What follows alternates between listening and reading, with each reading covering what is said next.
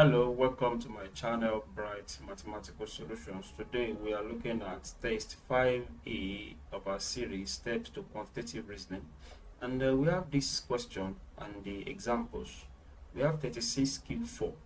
36 cube 4, they said, implies 36 minus 3.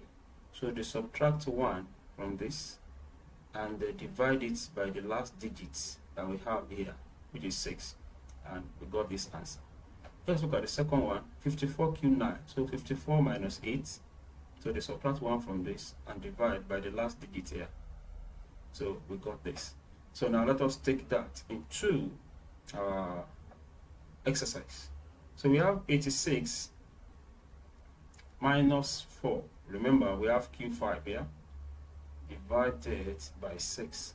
So 86 minus 4, that gives us 82 divided by 6. So 82 divided by 6 will give us 13, and that will give us remain 4 over 6.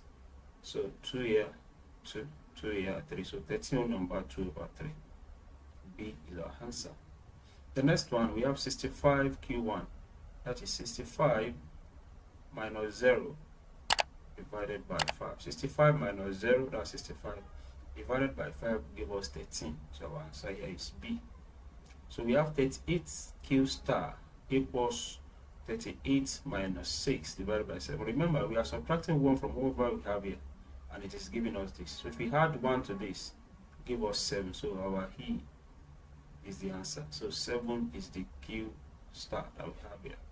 And the last one here, we have 72 divided by 8 equals 72 minus E. What is our E?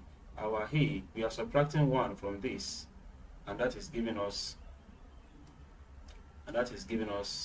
7. So our A here is 7, is C.